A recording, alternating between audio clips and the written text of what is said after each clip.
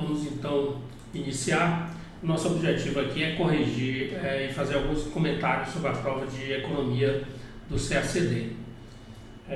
Vamos lá. Bom, primeiro o comentário breve sobre a prova é que foi uma prova interessante, não é? Uma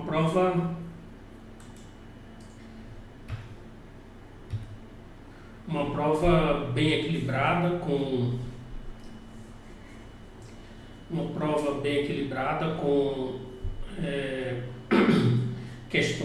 uma questão de economia brasileira, mas de atualidade, né? A economia brasileira entendida como história econômica não foi cobrada.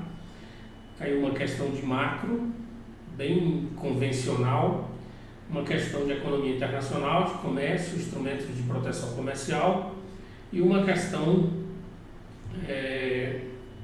sobre monopólio, uma questão de microeconomia sobre monopólio, né? As questões não foram, na verdade, teve questão fácil e teve questão com um grau de dificuldade um pouco mais elevado, né? Com um maior grau de dificuldade. Tanto a questão de monopólio nem tanto, mas a questão de comércio tem um pouco de, é mais difícil, a gente estuda sempre muito tarifas e cotas e não dá muita bola para outros instrumentos, né? E conteúdo local é um instrumento de proteção bastante utilizado, e aí o avaliador resolveu inovar em relação às questões de economia internacional e questão de comércio, e cobrou sobre conteúdo local, que é inclusive uma política que o Brasil utiliza no petróleo, né? No caso da indústria de petróleo, no caso das licitações. Ok? Só um instante.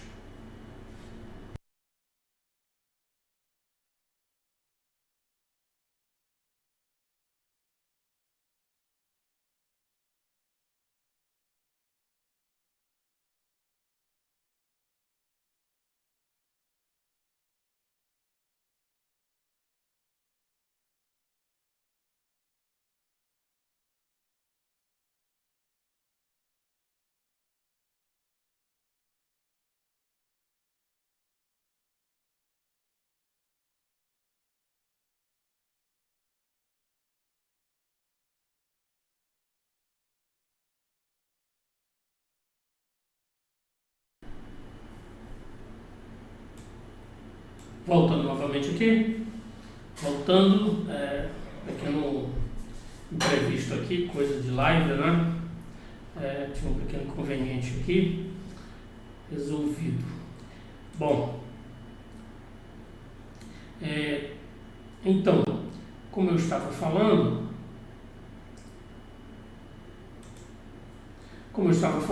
a prova foi bem equilibrada e não foi tão fácil quanto o TPS, né? Tem um grau de dificuldade, pelo menos em uma questão um pouquinho mais elevada. Mas foi uma prova bem interessante, dentro do esperado, com apenas esse ponto do conteúdo local como uma inovação, na questão de instrumento de política comercial.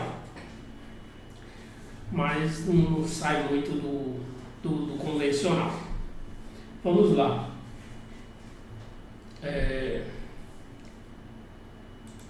Questão 1. Após um período de profunda retração, acho que o frio aqui do ar-condicionado está.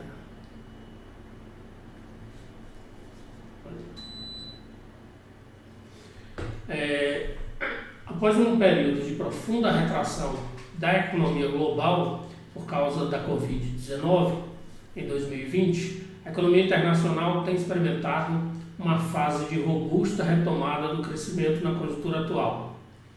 O Fundo Monetário Internacional projeta que o crescimento da economia global em 2021 será de 6%. O aumento da demanda por bens e serviços, então trata da retomada da economia global, né? O aumento da demanda por bens e serviços nas principais economias internacionais tem recuperado níveis de produção anteriores à pandemia em diversos setores. No entanto, a expansão da demanda em curto prazo também traz riscos de pressão inflacionária sobre alguns setores, uma vez que o lado da oferta requer tempo e estrutura produtiva para ajustar-se, o que pode afetar negativamente a economia brasileira.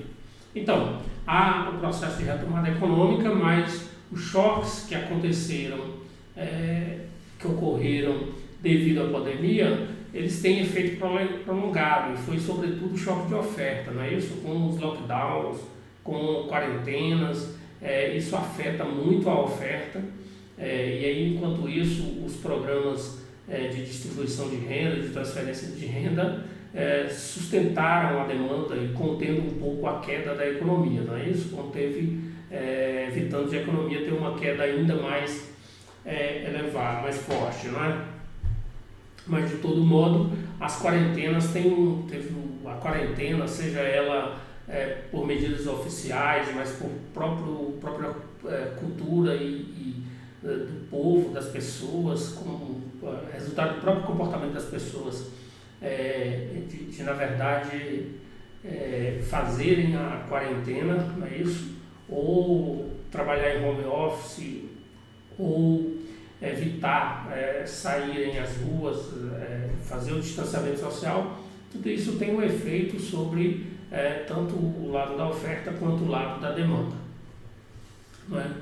Então a questão pede o seguinte: com base na conjuntura, e aqui no enunciado ressaltou muito os problemas de oferta, não é? E junto com a retomada da economia, uma vez que a oferta depende de tempo e de capacidade produtiva, essa combinação de uma oferta depende do tempo e da capacidade produtiva. Então, na hora que você retoma a economia, a demanda retoma, mas a oferta não tem uma capacidade de resposta tão elevada, porque ainda está sofrendo sob o impacto dos choques que ocorreram com relação à pandemia, não é isso?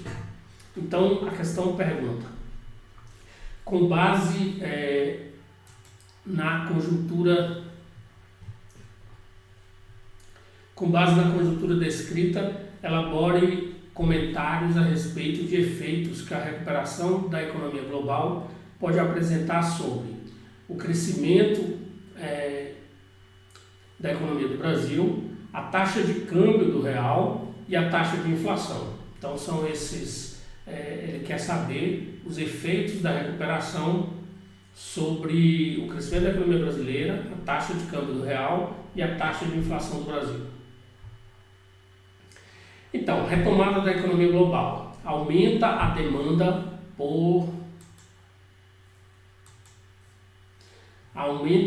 exportações brasileiras. Esse é o principal ponto, não é? Que a retomada da economia global, o crescimento da China, isso vai aumentar a demanda por commodities, a demanda por exportações, então aumenta a demanda por exportações brasileiras. Então, um movimento acentuado, e esse movimento foi acentuado pela desvalorização do real. O real desvalorizou no período da pandemia, problemas fiscais, problemas, percepção de risco dos investidores, incertezas com relação à vacina, ao crescimento da economia, tudo isso levou à desvalorização do real. Então, juntou esse aumento da demanda por exportações com o movimento de desvalorização do real para aumentar as exportações brasileiras. O crescimento da China e demais países emergentes aumenta a demanda por commodities, alimentos, produtos agrícolas e minérios. Os preços das commodities aumentam, não é isso? Os preços das commodities aumentam. Então, o principal ponto é esse: com o aumento, com a retomada da economia global e crescimento da China, que representa uma grande parte do crescimento da economia mundial, o que vai acontecer? Vai aumentar os preços de commodities, tanto commodities agrícolas como commodities como produtos minerais, né, de minérios. E aí os preços das commodities aumentam. O Brasil, por ser um grande produtor e exportador de commodities, a produção e a exportação desses produtos vão aumentar. Esse efeito, aí você pode comentar que esse efeito já é evidente nos números da produção agrícola, da pecuária e da agroindústria brasileira, como também nos setores de minérios e da indústria extrativista. Não é? O superávit da balança comercial brasileira em 2021 deve alcançar mais de 50 bilhões. Então, uma resposta aqui tinha que seguir um pouco esse roteiro de que aumenta a demanda por exportações brasileiras, que a retomada da economia mundial é principalmente puxada pelo crescimento da China, e isso aumenta os preços das commodities, aumenta o preço das exportações, né, de tanto minérios quanto de produtos agrícolas, e por o Brasil ser um grande produtor e exportador de commodities, a produção e a exportação do Brasil vão aumentar. Né? Esse efeito já está evidente tanto na produção agrícola quanto na produção de minérios e da indústria extrativista, produção agroindustrial inclusive. O superávit da balança comercial brasileira deve alcançar 50 bilhões. Isso é uma informação que seria também interessante falar. Né? A retomada da economia global, portanto, aí essa última frase já faz uma síntese, né, para responder o item sobre economia, sobre crescimento da economia. A retomada da economia global, portanto, afeta a economia brasileira principalmente via canal do comércio, com o aumento das quantidades e dos preços das exportações, contribuindo para o crescimento da economia brasileira. Podia, na verdade, detalhar mais ainda, mostrando que você conhece os componentes do PIB e mostrando que esse canal de comércio vai entrar no PIB lá no componente exportações líquidas, né, que é a demanda externa líquida ou exportações líquidas da economia brasileira. O PIB é consumo mais investimento mais gasto do governo, mais exportações líquidas, exportações menos importações. Então, a retomada da economia mundial vai aumentar as exportações brasileiras, portanto, aumenta o componente exportações líquidas do PIB, contribuindo para o crescimento da economia brasileira. Efeitos sobre a inflação. A retomada da economia global ela tem o efeito de aumentar a demanda por commodities e aumentar os preços de minérios, produtos agrícolas e alimentos. Né? É um pouco uma repetição, porque na verdade esse é o canal da inflação, que a retomada vai aumentar os preços das commodities. E o Brasil é um grande exportador desses produtos. Os preços desses produtos aumentam também no mercado doméstico. É importante dizer aqui que como o Brasil é um grande produtor de produtos, de commodities, de produtos minerais e agrícolas, quando os preços internacionais, quando os preços desses produtos aumentam, eles aumentam não só para aumentar as nossas exportações, ou não só do produto exportado, mas mesmo ele sendo produzido aqui, mesmo ele não tendo componente importado, mas produtos que são exportados têm seu preço também aumentado. Então as mudanças nos preços no mercado internacional, bem como as desvalorizações cambiais, elas são transmitidas para o mercado doméstico. Né? Então, desvalorizações cambiais e preços dos aumentos dos produtos no mercado internacional, se a gente exporta esse produto, isso é transmitido para os preços dos bens no mercado doméstico. Então ocorre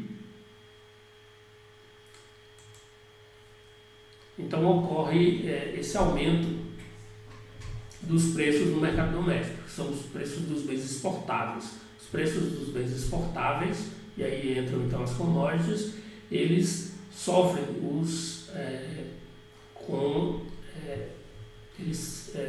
eles são influenciados pelos preços dos bens no mercado internacional e pelas desvalorizações cambiais. Eles são transmitidos pelos preços dos bens domésticos, né? Dos bens exportáveis. Então, quando desvaloriza o câmbio, por exemplo, isso não aumenta só o preço dos bens importados, mas também o preço dos bens exportados. É importante dizer isso porque, na verdade, isso mostra que você sabe desse conteúdo, né? de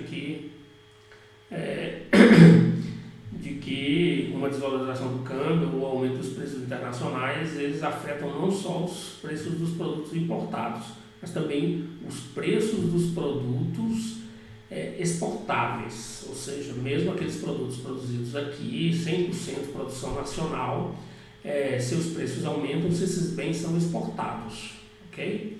Por causa da paridade de exportação, porque os exportadores não vão perder dinheiro, né?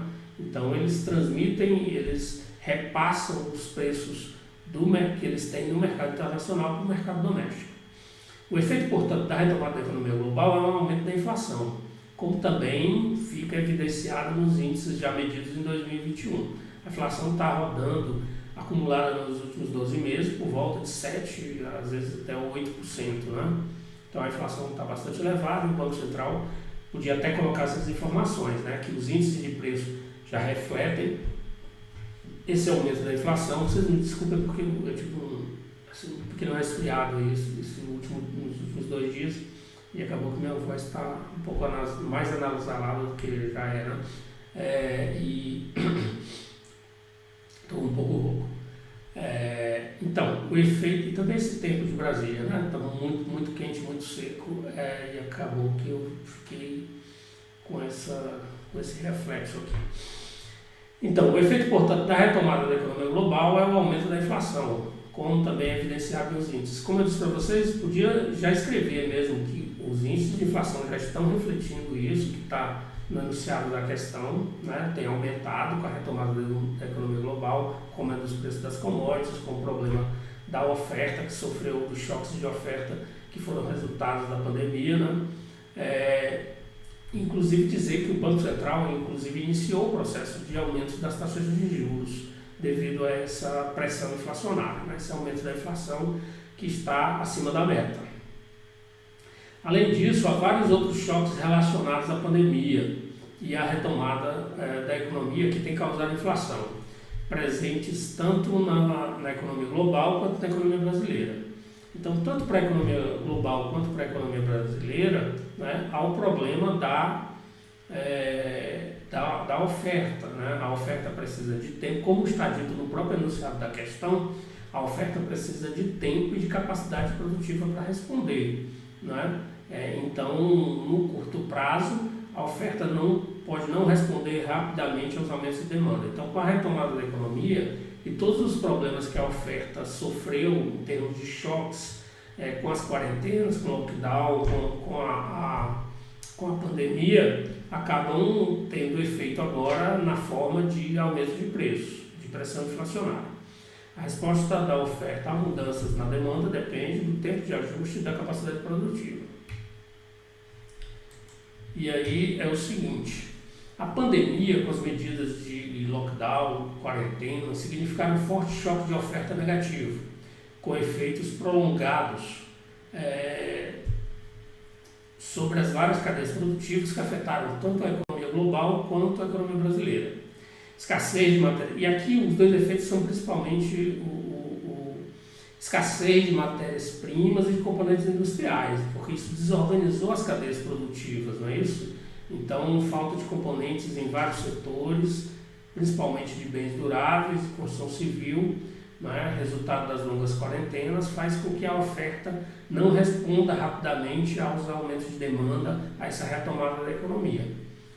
Então, é aumento de preço das commodities e esse problema da desorganização das cadeias produtivas e falta de insumos, matérias-primas, componentes industriais, em razão do excesso de demanda, né, principalmente no setor de bens duráveis, e que isso foi resultado das quarentenas, né? E também choque de reabertura dos serviços, porque a oferta também, tanto no setor de bens quanto no setor de serviços, a oferta foi desorganizada com o fechamento da economia, certo?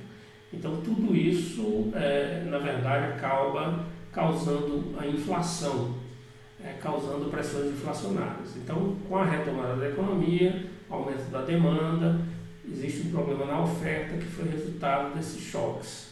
Preço das commodities, que é resultado da própria retomada da economia, principalmente o crescimento da China, preço de produtos agrícolas e de minérios aumentando, e o Brasil é um grande exportador desses produtos, são produtos exportáveis, vai se refletir nos preços dos bens domésticos, e aí os choques relacionados especificamente à pandemia, que é essa desorganização das cadeias produtivas e desorganização da própria oferta de serviços, levando à falta de componentes industriais, de insumos, principalmente de bens duráveis.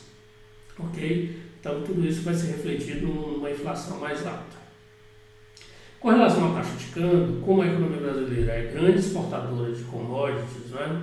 Então o efeito esperado da retomada da economia global e do aumento dos preços das commodities é uma apreciação do câmbio. Então o aumento dos preços das commodities, a retomada da economia mundial e aí junto à retomada da economia brasileira, o aumento dos preços das commodities levam a uma apreciação do câmbio. E aí valeria a pena vocês fazerem referência, né, ou comunicar também, escrever também, que incertezas em relação à situação fiscal têm mantido, porém, a moeda depreciada. Embora se espere, o efeito esperado seja uma apreciação do câmbio, a moeda tem se mantido depreciada, a taxa de câmbio, né, depreciada, principalmente devido a incertezas, tanto em relação ao crescimento, à sustentabilidade do crescimento brasileiro e principalmente à situação fiscal. A apreciação do câmbio, essa é uma outra observação importante. A apreciação do câmbio poderia amortecer os efeitos da inflação do aumento dos preços das commodities. Então, esse efeito que vem para a inflação de aumento dos preços das commodities, ele geralmente na economia brasileira, ele é contrarrestado, né? Ele é contraposto pela apreciação do câmbio. Quando os preços das commodities aumentam muito, aumenta os preços nos bens domésticos, aumenta os preços no mercado doméstico, causando inflação, mas esse aumento da inflação ele é arrefecido pela apreciação do câmbio, que ocorre também pelo aumento dos preços das commodities. Aumento dos preços das commodities, e aí aprecia o câmbio. E a apreciação do câmbio, da mesma forma que a depreciação do câmbio aumenta a inflação doméstica, né?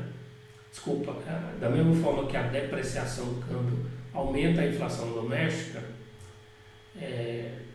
por causa dos preços dos bens exportáveis, a apreciação do câmbio tende a conter a inflação, tende a conter a pressão inflacionária, ok? Então essa seria a resposta para os itens da questão 1. Né? Essa seria a resposta para os itens da questão 1. Tá? Vamos lá. Questão 2. A pandemia aumentou bastante os gastos do governo, como evidenciado a seguir. Os resultados negativos de 2020 estão relacionados ao aumento das despesas para combater a pandemia da Covid, de acordo com o Tesouro. As despesas primárias com a pandemia da Covid totalizaram 539,6 bilhões. Com a alta de gastos da pandemia, contas do governo tiveram déficit recorde de 743 bilhões em 2020. Bom, isso basicamente foi devido ao auxílio emergencial. O item de maior custo nesses gastos foi o do auxílio emergencial, né? A transferência para as famílias, a transferência do auxílio emergencial representou grande parte desse aumento das despesas do governo. Considerando os efeitos referentes ao modelo SLM em uma economia fechada, discuta os efeitos do aumento das despesas fiscais, ceteris paribus, com aquelas mencionadas no trecho da reportagem acerca do modelo SLM. Aqui houve um probleminha no português, né? Eu acho que, considerando os conhecimentos referentes ao modelo SLM em uma economia fechada, discuta os efeitos do aumento das despesas fiscais, ceteris paribus, como aquelas mencionadas no trecho da reportagem. Ponto. Né? Acho que de alguma forma esse acerca do modelo ISLM aqui de alguma forma ficou meio perdido no texto. Aborde necessariamente os seguintes tópicos. Então para se comentar, utilizando os conceitos do modelo ISLM, que é que discuta os efeitos do aumento das despesas fiscais, né? E dá basicamente um roteiro aqui para discutir o efeito das despesas fiscais, considerando o modelo ISLM, utilizando os seguintes tópicos.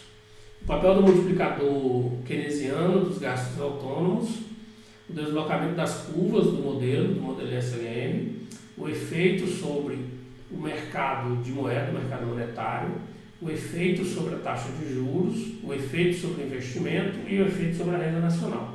Então é um modelo bem convencional do modelo SLM, é uma aplicação bem convencional do modelo SLM, em que a gente vai primeiro explicar o conceito do multiplicador keynesiano.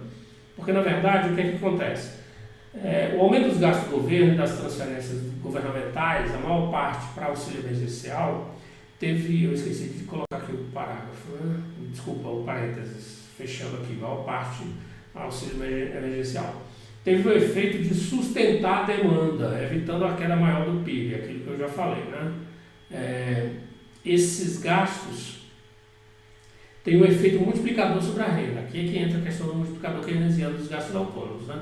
Aumentou as transferências governamentais para as famílias via auxílio emergencial. Aí as famílias vão gastar mais com o consumo vai aumentar a renda, as transferências afetam o consumo vai aumentar a renda, e como o consumo depende da renda, a renda vai aumentar mais ainda, né? E a renda aumentando, o consumo aumenta novamente, ou seja, geram-se rodadas sucessivas de aumento do consumo, que vão fazer com que o aumento da renda seja um múltiplo do aumento dos gastos. Isso aqui é efeito multiplicador, porque o aumento de qualquer gasto autônomo aumenta a renda, e como o consumo depende da renda, ao aumentar a renda, o gasto autônomo, ao aumentar a renda, aumenta o consumo. E o aumento do consumo aumenta a renda. O aumento da renda aumenta novamente o consumo. Então se geram rodadas sucessivas de aumento do consumo, de modo que o aumento da renda é um múltiplo do aumento dos gastos. Por isso que se chama efeito multiplicador. Então o efeito multiplicador consiste nesse fato de que o aumento da renda é um múltiplo do aumento dos gastos. Então, esses gastos têm um efeito multiplicador sobre a renda, como definido no modelo keynesiano. O aumento dos gastos autônomos aumenta a renda mais do que o aumento dos gastos. Vou corrigir o português aqui. Esse efeito é chamado de multiplicador. Sua magnitude depende da propensão a consumir. Vocês viram que o multiplicador, ele, na verdade, ocorre por causa do consumo. O consumo depende da renda. O aumento do gasto autônomo aumenta a renda, e o aumento da renda aumenta o consumo, que vai aumentar a renda novamente, que vai aumentar o consumo, que vai aumentar a renda, ou seja, se geram rodadas sucessivas de aumento do consumo como resultado do aumento do gasto autônomo. Então, a magnitude do multiplicador depende da propensão a consumir, da propensão marginal a consumir, de modo que a variação da renda, ou o aumento da renda, é 1 sobre 1 menos C, em que C é a propensão a consumir, né? Multiplica a variação dos gastos autônomos. Então, isso significa que o multiplicador é maior do que 1. Né? Como a propensão, poderia colocar isso aqui, como a propensão marginal a consumir é maior que 0 e menor do que 1, 1 menos uma fração vai dar uma fração, 1 dividido por uma fração menor do que 1, dá um número maior do que 1, de modo que o multiplicador vai ser maior do que 1, e a variação da renda, portanto, vai ser maior do que a variação dos gastos autônomos. Esse efeito ocorre porque um aumento dos gastos aumenta a renda, aquilo que eu já falei. E como o consumo depende da renda, o consumo também aumenta, aumentando novamente a renda. Há rodadas sucessivas de aumento do consumo, de modo que o aumento da renda é um múltiplo do aumento dos gastos. Ok? E depois, os outros mecanismos de transmissão pedidos, solicitados na questão, são mais fáceis, né? Como está no modelo SLM. Desloca a curva IS para cima e para a direita, aumentando a taxa de juros, porque a curva LM não se desloca, aumentando a taxa de juros e a renda de equilíbrio. A curva LM não se desloca, há um movimento ao longo da curva, com as taxas de juros aumentando, né? A curva IS vai se deslocar, a curva LM não se desloca, então há um movimento ao longo da curva LM aumentando a taxa de juros. O aumento da renda tem o efeito de aumentar a demanda por moeda no mercado doméstico. Aqui é que entra o mercado de moeda. Mas como a renda vai aumentar, e demanda por moeda depende da renda, aumenta a demanda por moeda no mercado monetário. Como a oferta de moeda está fixa, há um excesso de demanda por moeda que resulta no aumento da taxa de juros. E aí, toda vez que aumenta a taxa de juros, reduz o investimento e ocorre, portanto, um efeito crowd-out. Ou seja, o efeito inicial se dá no mercado de bens e serviços. As transferências governamentais vai deslocar com o viés, aumentando os gastos, aumentando a demanda, aumentando a renda, e vai lá para o mercado monetário, porque o aumento da renda aumenta a demanda por moeda, aumentando a taxa de juros. Ok? E depois, esse aumento da taxa de juros vai ter, que aconteceu no mercado monetário, vai ter um outro efeito sobre o mercado de bens, porque o investimento depende da taxa de juros. Porque o investimento depende da taxa de juros. Então, o aumento da taxa de juros vai diminuir o investimento. E é esse efeito que a gente chama de efeito crowd-out. Deixa eu ver efeito crowd-out. Considerando que, e aí ele quer saber o efeito sobre a renda de equilíbrio. Isso vai depender da inclinação da curva LM. Então é importante dizer, considerando que a curva LM tem inclinação positiva e não vertical, ela não é vertical, porque se ela fosse vertical, o efeito crowd-out seria completo.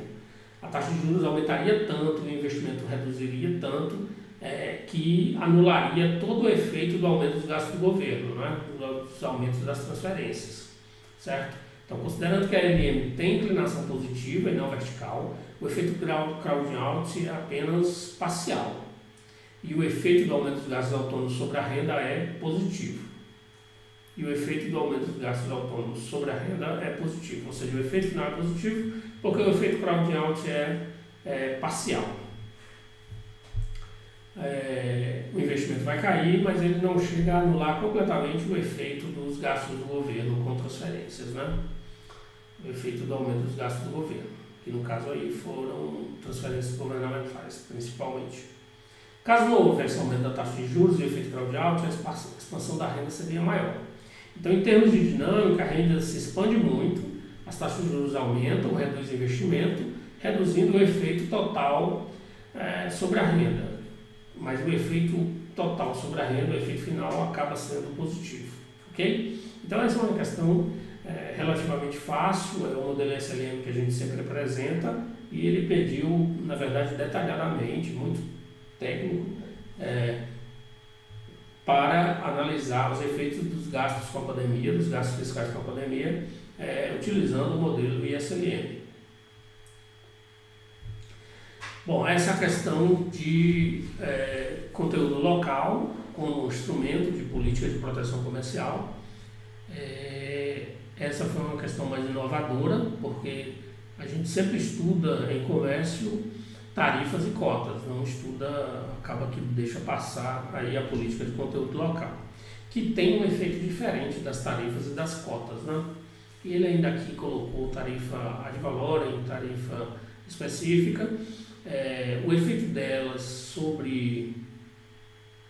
Seria importante aqui apenas definir mesmo o efeito de tarifa ad valorem, tarifa específica, definir que a tarifa específica ela incide sobre a quantidade importada, enquanto a tarifa ad valorem incide sobre preço, sobre valor da importação, né? Isso faz diferença, né? Porque quando incide só sobre quantidade, não depende do preço. Então, se o preço do produto está aumentando, a arrecadação não está aumentando, porque na tarifa específica ela está incidindo só sobre a quantidade importada, e não sobre o valor, não sobre o preço. Na tarifa ad valorem, ela incide sobre preço, sobre valor, ok? No caso da cota, é um limite sobre quantidade, é um limite sobre quantidade. É um limite, no caso da tarifa, na verdade uma arrecadação, é um imposto que pode incidir para não confundir aqui com relação à cota, né? Na verdade um imposto sobre a importação que incide sobre a quantidade, no caso da tarifa específica, e incide sobre o valor ou preço do bem importado, no caso da tarifa ad valorem, né?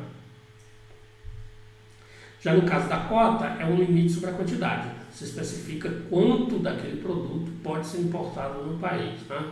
Por exemplo, a Rússia impõe uma cota de 50 mil toneladas de carne de frango. Ela quer proteger os produtores domésticos de frango e impõe um limite sobre a quantidade importada, né? Ela não impõe uma tarifa sobre a quantidade importada, mas um limite sobre a própria quantidade importada. Quanto se pode importar daquele produto, ok? Vamos lá à questão.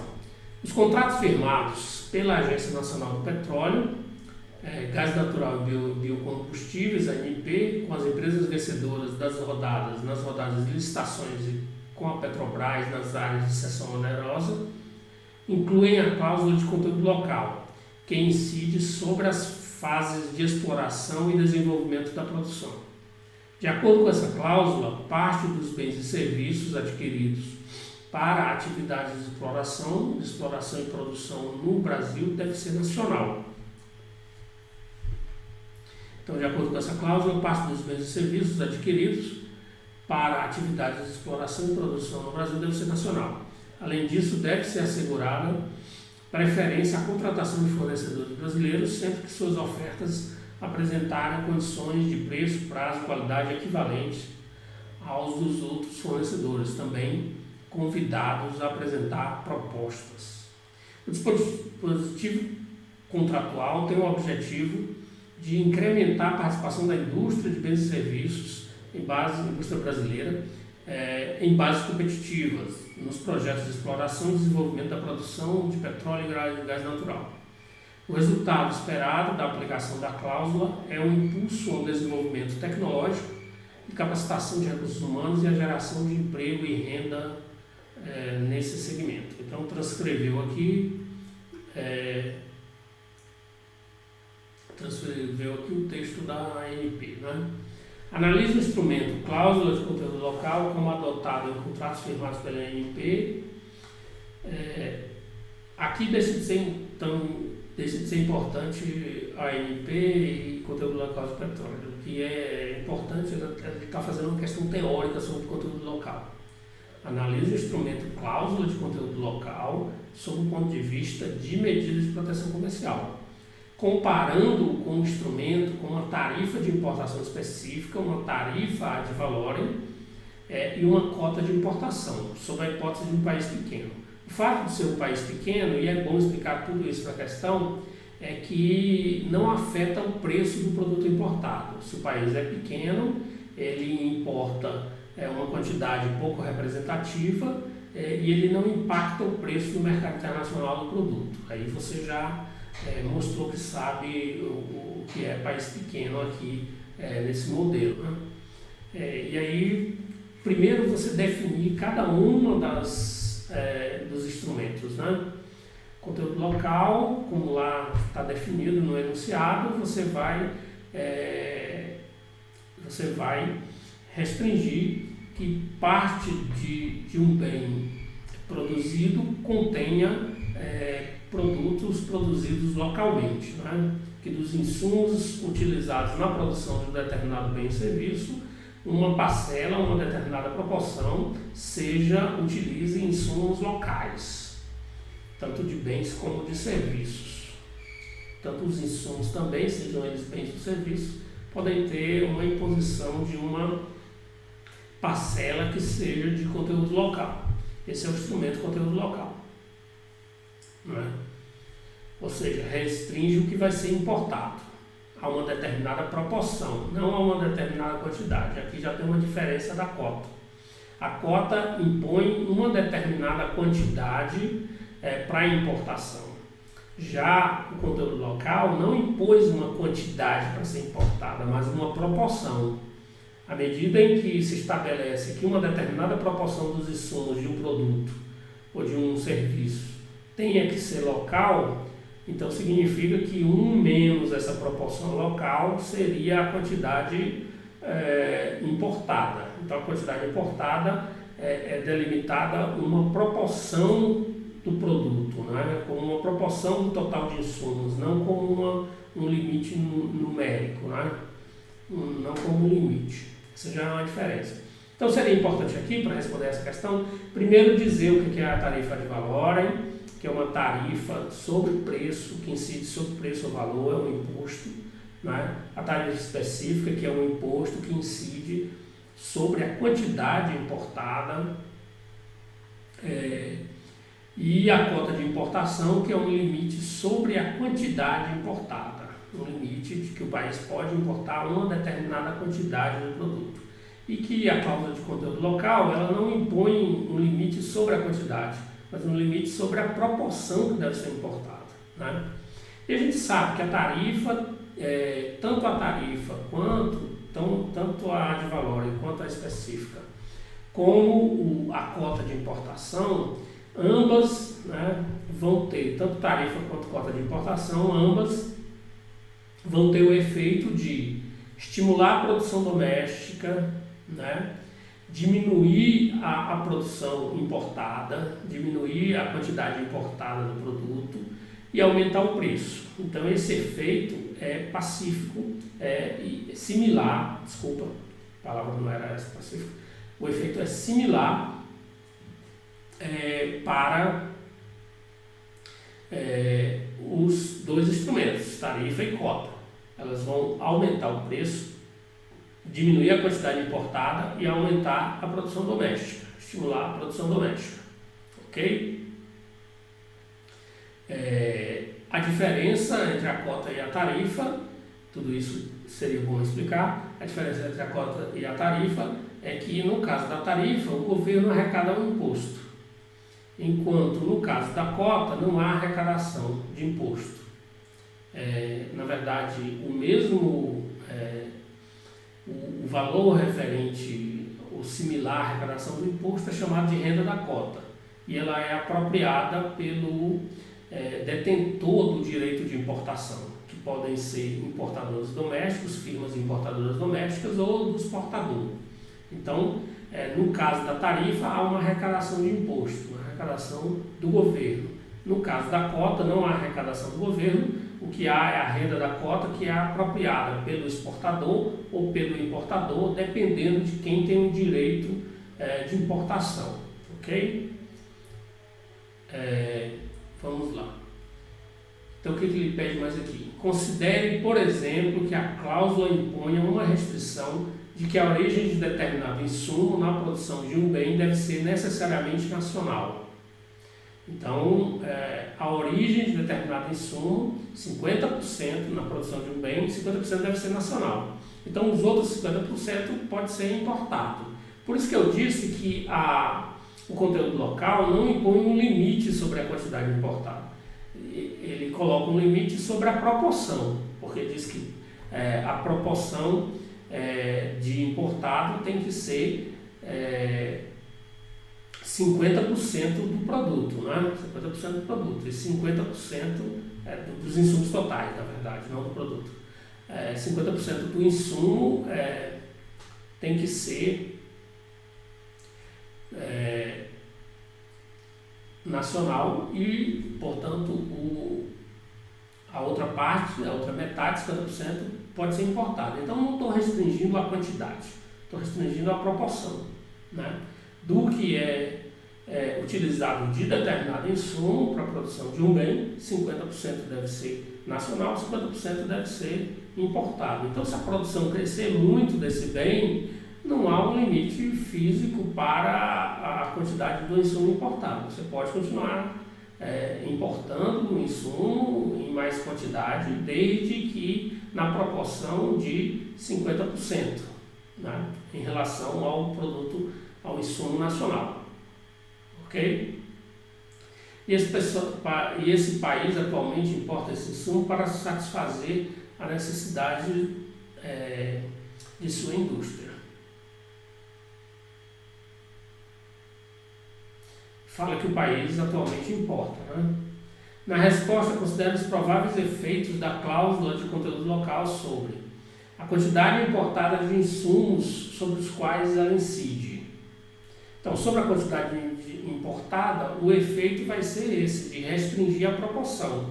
Sempre só se poderá importar uma proporção que seja 50% do insumo total, para o produto importado, do insumo total, não é?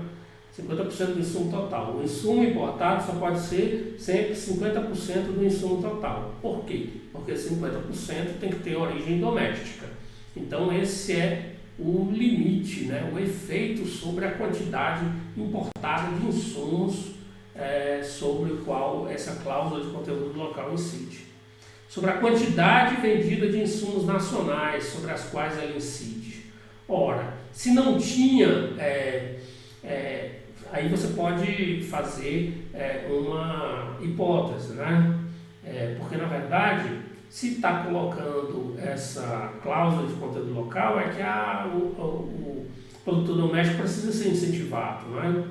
Então, supondo que o país importasse mais de 50% do insumo necessário para a produção desse bem, o que vai haver é um estímulo à produção doméstica, com a compra do insumo local em 50%, e uma redução, nesse caso aí, uma redução da quantidade, né?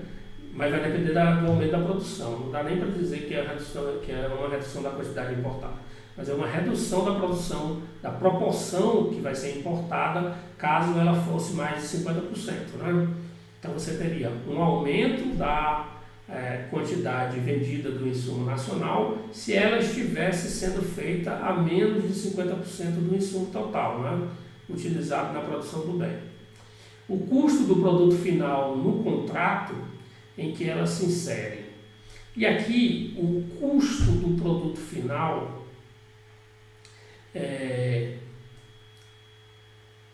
o custo do produto final no contrato e o custo e o preço do produto final, eles na verdade eles vão ser uma média, né? Eles vão ser uma média do insumo nacional e do insumo importado. Então, esse custo, se o importado era mais eficiente, tinha um valor menor, a imposição de uma cláusula de conteúdo local de 50% deve aumentar esse custo do produto final e o preço do produto final, né? Mas o preço e o custo, aqui, eles vão refletir, eles vão expressar uma média do insumo importado e do insumo local, certo? Uma média. É diferente também da tarifa e da cota, em que o preço aumenta indubitavelmente, né? Em que ele aumenta mais, na verdade, né? Porque tanto os exportadores ou os importadores vão acabar transmitindo esse aumento de preço do produto local em relação ao o preço do produto local que era mais alto do que o preço do importado, ele vai aumentar, né? O preço, no caso da tarifa, o preço vai aumentar no montante da tarifa, né? No caso da tarifa. E também, no caso da cota, vai ter um aumento equivalente à tarifa. Ok?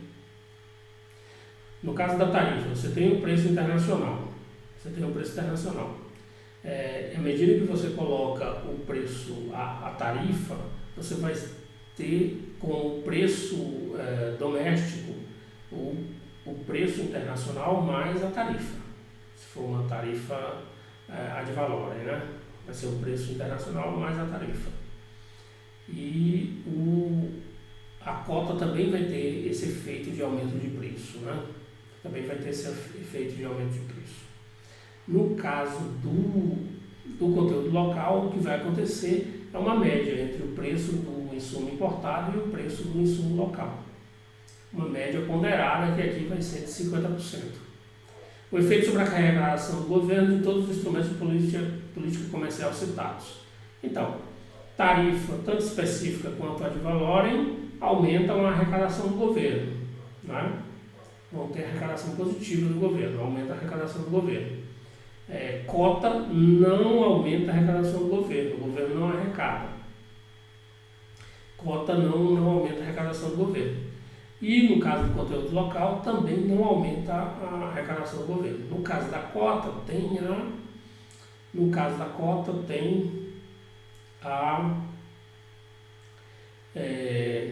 a renda da cota, que fica com os exportadores ou com os importadores, dependendo de quem tenha o direito de importação, ok? O efeito, e no caso do conteúdo local, você não tem uma arrecadação de imposto direta, né? Na verdade, o que você pode supor aqui é que pode aumentar a arrecadação do governo se a arrecadação do governo, se na verdade o governo não arrecada do produto, na verdade não, depende do sistema tributário, né, para esse insumo aí, para importado e para produto doméstico, mas assim, diretamente não há arrecadação do governo no caso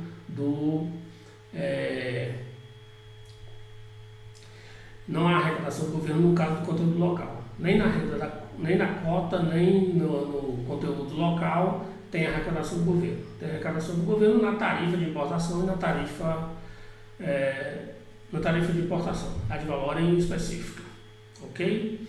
Então, essa é a questão com maior grau de dificuldade, porque é bem diferente, né? Vocês perceberam que se eu coloco um conteúdo local de 50%, isso vai ter isso não é um limite sobre a quantidade como na cota, né? Na cota eu digo lá, vai importar 100 mil toneladas de determinado insumo, de determinado produto. Não pode importar mais que isso, né? Já no conteúdo local, não. Eu digo, se um país está utilizando 200 mil toneladas de determinado insumo, eu estou dizendo que 100 mil tem que ser doméstico e o outro 100 mil importado. E se a produção desse setor, desse bem, passar a utilizar 300 mil toneladas do insumo, então pode importar mais, pode importar 150 mil toneladas desse insumo e vai ter que comprar necessariamente, se está utilizando 300 mil toneladas, vai ter que comprar no mercado local necessariamente 150 mil toneladas. Então não impõe um limite, né? E o preço vai ser, o preço do produto, como está colocado aqui, vai ser uma média do custo do insumo local e do insumo importado, vai ser uma média, certo? Diferente da tarifa, que vai, na verdade, fazer com que o preço aumente na magnitude da tarifa, no caso da tarifa ad valorem, né? Que o preço local vai ser o preço internacional mais a tarifa, estimulando a produção doméstica, né? Então, não necessariamente vai reduzir a quantidade do insumo importado, porque vai colocar um limite sobre a proporção. Então, depende do quanto é utilizado, ok?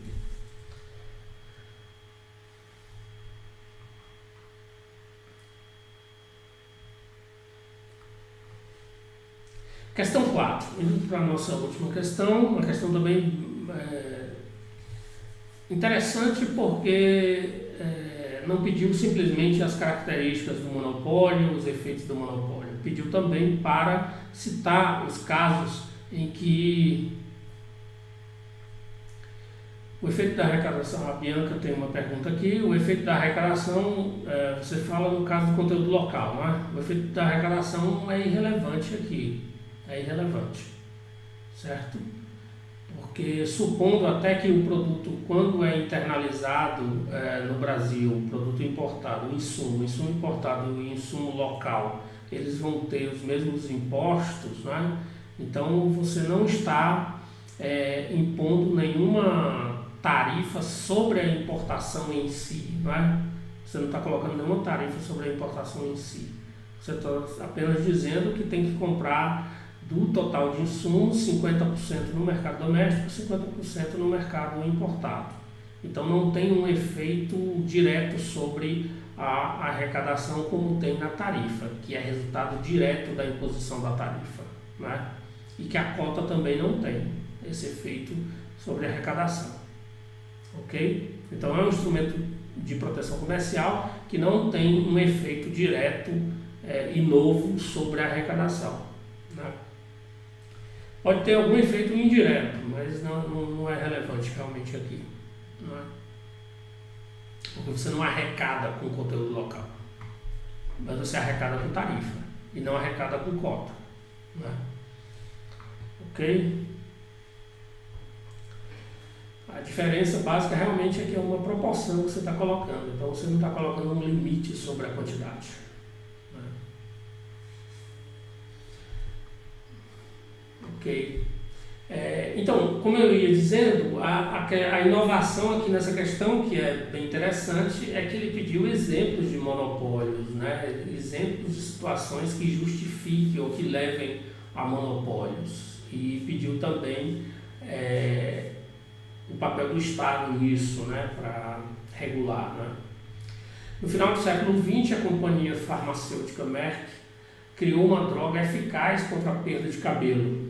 Apesar de outras companhias terem a capacidade tecnológica para produzir o mesmo produto e para copiar, né, elas não fizeram, ainda que o produto fosse muito lucrativo. Esse é um tipo de monopólio que favorece a inovação das empresas. A Merck só investiu grandes somas de capital no desenvolvimento da droga na expectativa de oferir lucros que compensassem o investimento. Bom, não está dito aqui, mas por que as outras companhias, apesar de terem a mesma capacidade tecnológica, né, não produziram o produto? O que dá a entender aqui é que o produto foi protegido como um monopólio, né? E um monopólio que favorece a inovação das empresas, que são as patentes, os direitos de propriedade intelectual, direitos autorais, todos esses direitos de propriedade, não é? Patentes, eles protegem o lucro de monopólio, né? E protegem com uma justificativa, que é fazer com que as empresas ofiram lucros pelo seu investimento. Mas por que elas não ofeririam o lucro pelo seu investimento de pesquisa e de criação dos produtos? Porque o conhecimento, a tecnologia, a pesquisa e desenvolvimento aplicado, os softwares, todos eles podem ser copiados, então é difícil excluir. Na ausência de patentes, na ausência de proteção do direito de propriedade, né, do direito de propriedade intelectual, da patente, é difícil excluir, né, que as outras empresas também produzam esse determinado bem. Então, e também porque o conhecimento que está no desenvolvimento dos produtos, o conhecimento, a tecnologia, ele é não rival. Ele é não rival e, portanto, e também parcialmente excluível, né? Parcialmente excluível. Parcialmente não excluível, desculpa, né? Que dá no mesmo, né? Parcialmente não excluível, parcialmente excluível, né? Apenas parcialmente excluível, ele não é totalmente excluível, ele não é totalmente excludente, eu não posso excluir sem custos, né? Então é difícil excluir que as outras empresas se apropriem do conhecimento desenvolvido com inovação, com pesquisa e desenvolvimento, é difícil excluir. E o consumo é não rival. O conhecimento ele gera externalidades, né? Então, existe um problema de apropriabilidade. Como o consumo é não rival, ou seja, o fato de outras pessoas utilizarem do conhecimento de pesquisa básica, do conhecimento de matemática, do conhecimento de biologia, do conhecimento que está inclusive nos produtos, no software, né? Pode ser copiado. Então, alguém utilizar o conhecimento para produzir determinado produto, que está na P&D aplicada, né? Alguém utilizar esse conhecimento não reduz a disponibilidade desse conhecimento para outra empresa aplicar, para outra pessoa aplicar. Então, o conhecimento ele tem essa característica de ser não rival e parcialmente excluível, né? Ele não é totalmente excluível. Então, ele não tem todas as características de um bem privado. Então, por isso, existe a possibilidade de o governo,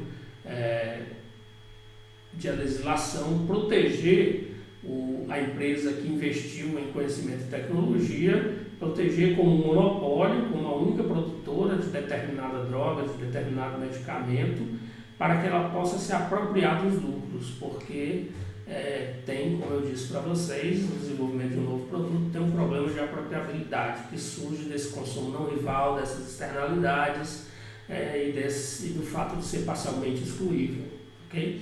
Aí eu já adiantei um dos exemplos de monopólio e a justificativa para eles, né? E o papel do governo. O papel do governo é proteger, por meio de patentes, esse monopólio de que só uma empresa produza, porque isso favorece, estimula a inovação, porque a empresa só vai investir, só vai ter incentivo a investir grandes somas, como está dito aqui no enunciado, de capital no desenvolvimento da droga, na expectativa de oferir lucros. Então, se não houver a patente, ela não oferirá esse lucro de monopólio que compense o investimento, né? Então, por isso a patente protege para que ela possa se apropriar dos lucros, e isso incentiva o investimento. Então, geralmente, e tudo isso tem tempo, né? O monopólio não é um monopólio ad eterno, é um monopólio temporário, e ele tem esse objetivo de incentivar a pesquisa e o desenvolvimento, ao dar possibilidade de a empresa se apropriar de lucros que compensem o seu investimento. Então, eu já citei um dos exemplos, né? que justificam o monopólio. Considerando o trecho apresentado considerando que o trecho apresentado tem caráter meramente motivador, redijam um texto dissertativo definindo o que é monopólio.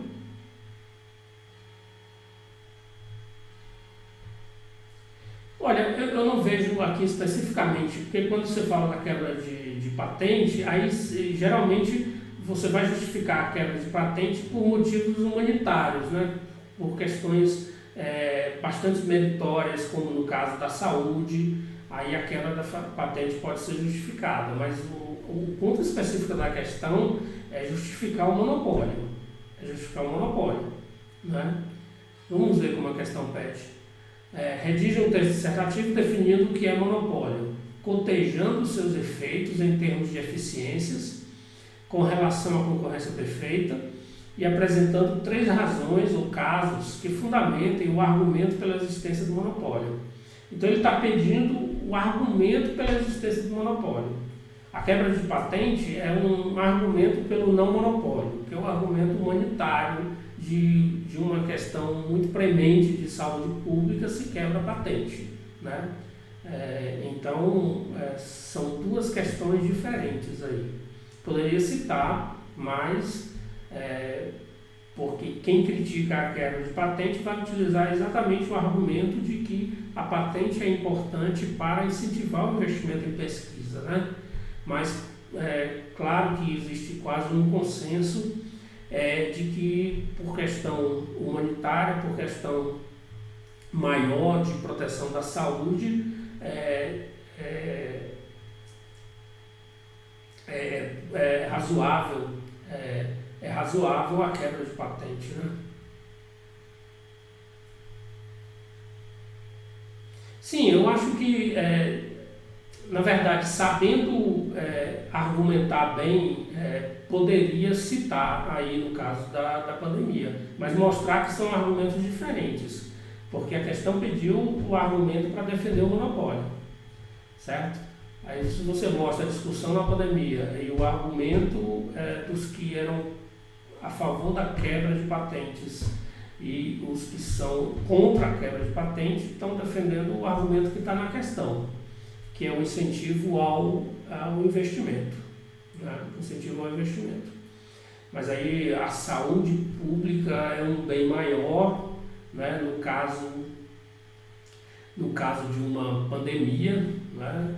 Em que você, na verdade, tem um custo muito, muito elevado para a saúde pública. Nesse caso, seria justificável a quebra do monopólio, a quebra da patente, que na verdade é a quebra de monopólio, né? Ok? Mas vamos lá.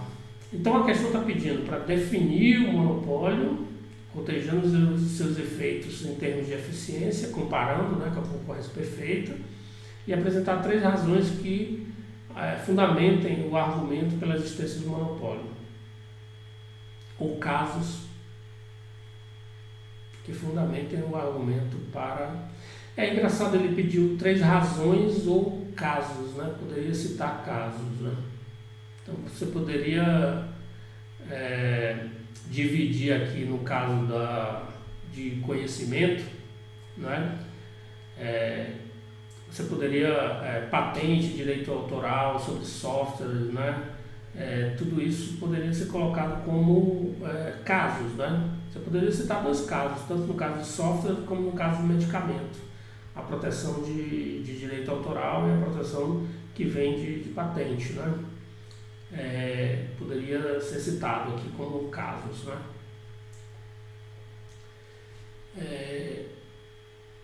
Por isso que ele colocou 3 razões ou casos, né? Então não só são razões, né? Quando eu falei genérico em termos de conhecimento, seria razão e não caso.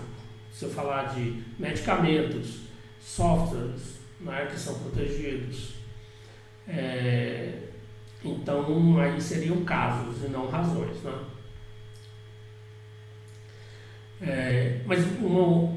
Vamos lá.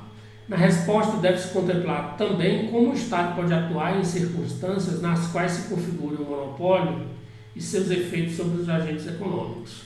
Bom, no caso das patentes, direitos autorais, o Estado ele vai ter uma legislação exatamente para proteger essas patentes, para proteger as empresas no sentido de incentivar o investimento, né? Uma vez que se protege a empresa, dando a ela o direito de produzir, de ser a única empresa a produzir determinado produto, ele acaba incentivando, permitindo que a empresa aufira os lucros pelo seu investimento e com isso incentivando o investimento em pesquisa e desenvolvimento, né? Isso vale para caso de softwares, isso vale para caso de medicamentos, né? Você está incentivando a tecnologia e o conhecimento e com isso incentivando o investimento em pesquisa e desenvolvimento, ok? A inovação. Mas vamos lá, então o papel do Estado.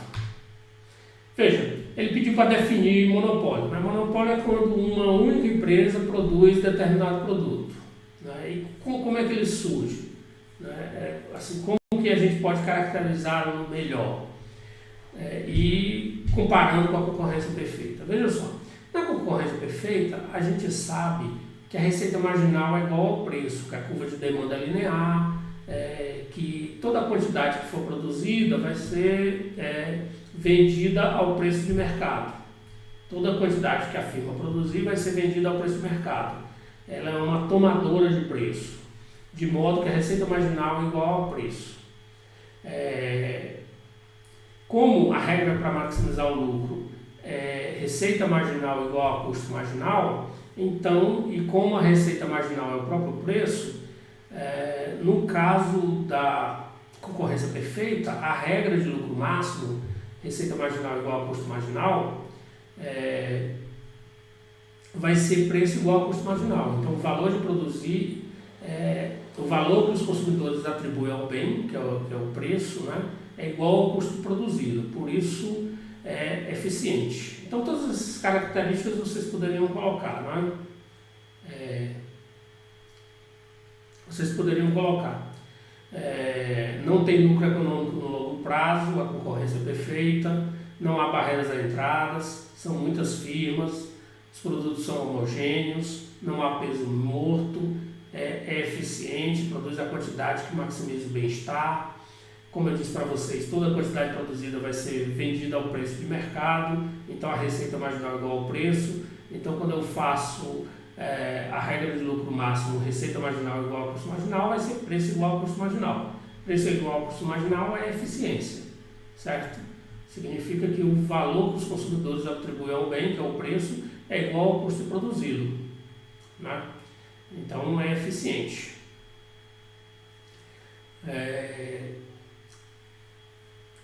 Pode obter lucro econômico a curto prazo? Sim, isso aqui não interessa muito. Mas o importante aqui é dizer que na concorrência perfeita, a empresa é tomadora de preço, a receita marginal é igual ao preço, o preço é igual ao custo marginal, maximiza o bem-estar, é eficiente, não tem peso morto, são muitas firmas, não há barreiras à entrada, não tem lucro econômico no longo prazo. Os produtos são homogêneos. Já o monopólio, para ele vender mais quantidade, ele tem que baixar o preço, certo? A concorrência perfeita não, a firma pode vender na concorrência perfeita, a firma pode vender qualquer quantidade ao mesmo preço. Ela aumenta a quantidade, ela vende qualquer quantidade ao preço do mercado, ela é uma tomadora de preço. Já o monopólio, para vender uma maior quantidade, ele tem que baixar o preço. Ele tem que baixar o preço de todas as mercadorias. Por isso, no caso do monopólio, a receita marginal é menor do que o preço. Ou seja, a receita marginal fica abaixo da curva de demanda. A receita marginal é menor do que o preço. Então, a regra de lucro máximo, que é receita marginal igual a custo marginal, como a receita marginal é menor do que o preço é maior do que o custo marginal, né? Como o preço é maior do que a receita marginal, e receita marginal é igual ao custo marginal, todo lucro máximo, então o preço é maior do que o custo marginal. Se o preço é maior do que o custo marginal, significa que o valor que os consumidores atribuem ao bem é maior do que o custo produzido. O valor que os consumidores atribuem ao bem é maior do que o custo produzido. Então, está produzindo uma quantidade ineficiente, não maximiza o bem-estar. O bem-estar pode aumentar o excedente do consumidor e o excedente do produtor, pode aumentar o excedente do consumidor e o excedente do produtor se produzir mais, porque os consumidores valorizam o bem mais do que o custo produzido. Então, ao aumentar a produção daquele bem, está, na verdade, satisfazendo mais aos consumidores, sem perdas para a empresa. Então, pode maximizar mais ainda o bem-estar, né? Então, o monopólio não maximiza o bem-estar, produz uma quantidade ineficiente. E ele tem barreiras à entrada, é uma única firma produzindo, não é isso? Tem barreiras à entrada, gera peso morto, não é eficiente. E ele, como tem barreiras à entrada, ele obtém lucro econômico no longo prazo, ok? Então, essa seria a definição e a caracterização de monopólio comparada com a concorrência perfeita. E seria bom sempre ser o mais exaustivo possível nessas características, né? Por isso eu coloco sempre esse quadro aqui para a gente poder escrever bem as características e as diferenças entre a concorrência perfeita e o monopólio. Indo para a questão das razões ou casos, né? Ficou confusa a questão, né? Vai ter muito recurso, porque ele pediu razões ou casos. São coisas bem diferentes, né?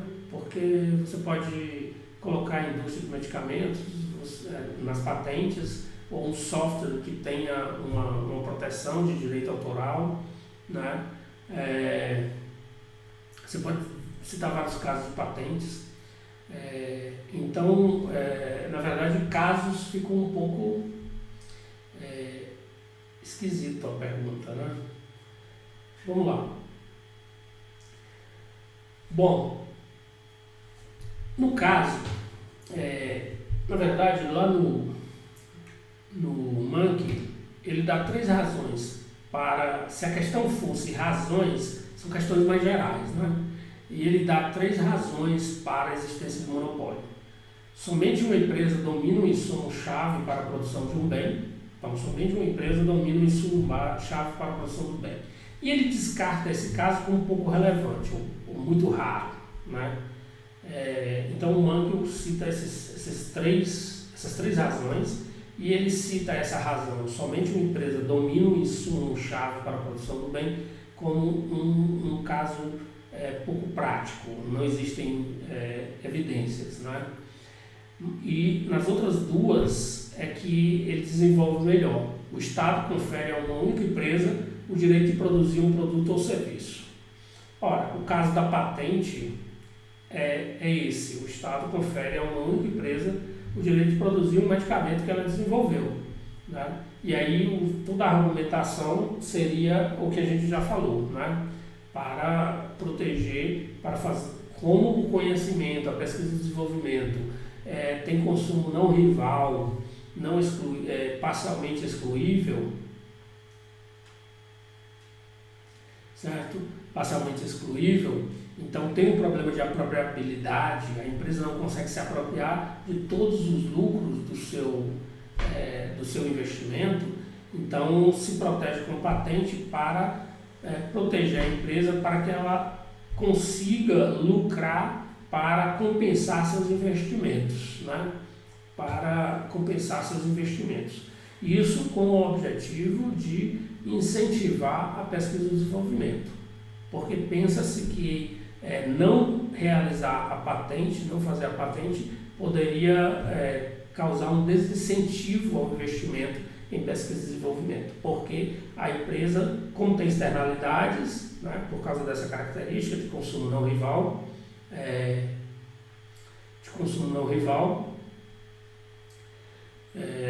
como tem essa característica de consumo não rival e parcialmente excluível, a empresa tem dificuldade de se apropriar de todos os lucros resultantes do seu investimento. Então, poderia não compensar o investimento. Por isso, o Estado protege no sentido de incentivar o investimento em pesquisa e desenvolvimento. Mas isso eu já desenvolvi bastante os argumentos. Mas o outro caso que seria interessante citar aqui, que o Mankell cita, como razão para o monopólio, é o monopólio natural.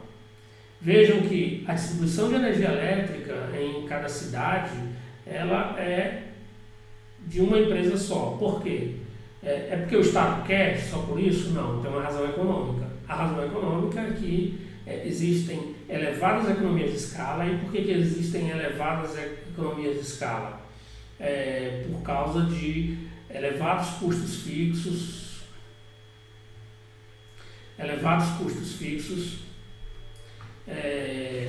né? Os custos médios são sempre decrescentes, para atender toda a demanda do mercado, né? E pode definir monopólio natural a partir de custos médios sempre decrescentes, sempre existem economias de escala, né? Uma empresa é mais eficiente do que 2 ou mais empresas. Então, no caso do monopólio natural, é que existem economias de escala, os custos fixos são muito elevados custos afundados, né, custos irrecuperáveis. Tem muitas economias de escala porque os custos fixos são muito elevados, então os custos médios são sempre decrescentes. Nessa situação, uma empresa é mais eficiente do que 2 ou mais empresas. Não tem sentido duplicar, certo? Toda uma estrutura de distribuição de energia elétrica, certo? Já o caso da geração elétrica, por exemplo, esses monopólios, geralmente isso eram monopólios e verticalizados, né? Desde a geração da energia elétrica quanto a distribuição da energia elétrica era tudo um monopólio só, certo? Mas o governo partiu isso. Tem segmento que pode ser competitivo, tem segmento que tem que ser monopolista por causa do monopólio natural, por causa das economias de escala. No caso da geração de energia elétrica, ele já está competitivo, ou seja, tem várias, primeiro tem várias fontes, né, termoelétricas, energia eólica, energia solar, né, termoelétricas, hidrelétricas. Então, essa parte da geração de energia elétrica pode ser competitiva e o governo, na verdade, faz os leilões para geração de energia elétrica e para compra de energia elétrica. Agora, a distribuição numa cidade, a comercialização, essa acaba sendo de uma única empresa. A mesma coisa, saneamento e água e saneamento. Né? Não tem sentido passar nas ruas, duplicar uma estrutura de tubulações numa cidade para fazer o saneamento, né? Ou para fazer a distribuição de água.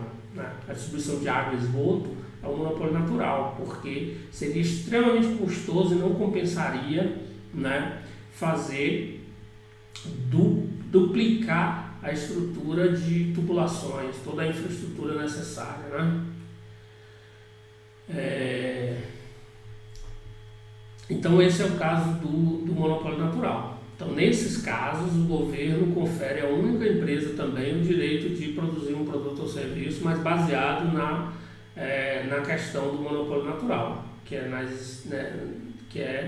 na existência de economias de escala em todo o universo relevante da produção, de modo que uma empresa é mais eficiente do que duas ou mais empresas, ok?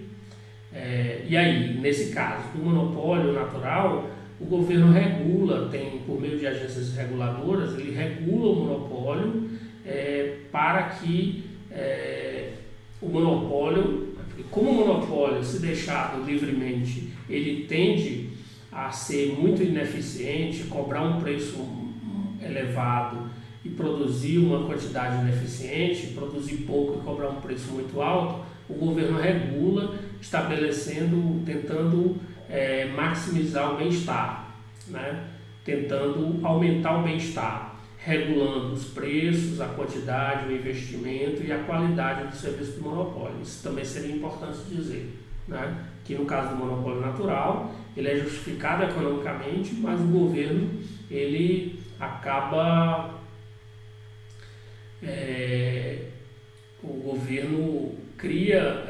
regula por meio de agências reguladoras um monopólio de um bem ou serviço, no caso do monopólio natural, e as agências reguladoras elas estabelecem preços, quantidade, elas regulam preços, quantidade, qualidade, investimento do monopólio, com o objetivo de aumentar o bem-estar dos consumidores, ok?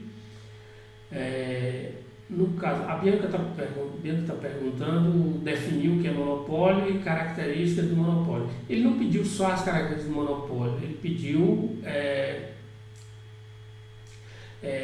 definir monopólio e as características do monopólio, comparando-as com, ele fala aqui, cotejando com a concorrência perfeita, não é isso? Cotejando os seus efeitos em termos de eficiência em relação à concorrência perfeita. Ok? Os seus efeitos em termos de eficiência. Então, nesse quadro aqui é que está. Né? Nesse quadro aqui, eu cotejo, eu comparo os efeitos do monopólio com a concorrência perfeita em termos de eficiência. Por exemplo, eficiência, concorrência perfeita. Maximiza o bem-estar, não tem peso morto, portanto leva a um resultado eficiente e não há lucro econômico no longo prazo. Já o monopólio tem lucro econômico no longo prazo, né? Pode ter lucro econômico no longo prazo, gera peso morto, não maximiza o bem-estar, o monopólio. Né? A não ser aquele monopólio que a gente sabe da discriminação perfeita, né, de primeiro grau. Monopólio com discriminação perfeita de primeiro grau, que cobra exatamente a disposição a pagar de cada consumidor, aquele lá ele maximiza o bem-estar, mas aquilo lá é exceção. Então o monopólio ele pode ter lucro econômico no longo prazo, gera peso morto, não produz a quantidade, não maximiza o bem-estar, não é eficiente. porque o preço é maior do que o custo marginal, porque o preço é maior do que o custo marginal. E a definição é simplesmente monopólio, é a situação em que uma única empresa produz um determinado produto para atender todo o mercado. Então, a curva de demanda de mercado é toda dele, né? Por isso a demanda do monopólio é negativamente inclinada, é a própria demanda de mercado, porque ele é o único produtor, certo?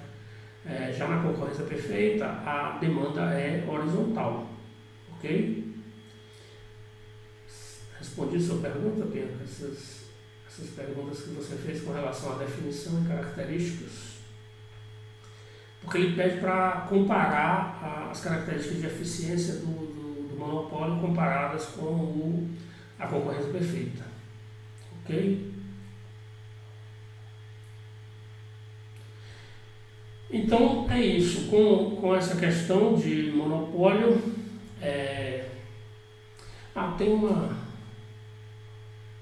a Bianca falou 3 razões: altos custos para pesquisa e desenvolvimento, o governo incentivar os gastos com a pesquisa e desenvolvimento. Altos custos para pesquisa e desenvolvimento, o governo incentivar os gastos à pesquisa e desenvolvimento. Bom, eu não vi aí. Você fala razões, certo? Razões no caso de medicamentos, tá? Eu acho que vai gerar um espaço aí para fazer recursos, até porque o próprio avaliador ficou em dúvida se ele queria razões para justificar monopólio, para a existência de monopólio, ou casos de existência de monopólio. Meio estranho. Ele ficou em dúvida sobre o que ele queria perguntar, se razões ou casos. Razões pode ser algo muito mais geral, monopólio natural, ou patentes, quando o Estado atribui a uma única empresa o direito de produzir, quando uma empresa domina sozinha um recurso-chave, um insumo-chave para a produção de um bem. Essas são 3 razões para o monopólio. Agora, casos de monopólio, casos de existência de monopólio, tem muitos, né? Casos das patentes, casos de softwares, né?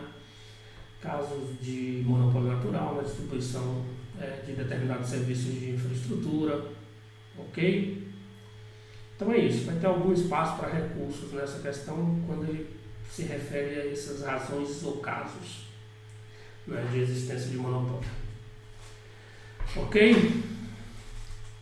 Bom, desculpa o atraso, né? Tive um problema técnico aí com o site que faz aquela captação lá dos e-mails. Eu tive que fazer manualmente, aí eu demorei porque ele não enviou o link, e aí eu demorei para enviar o link, né? Eu agradeço a participação,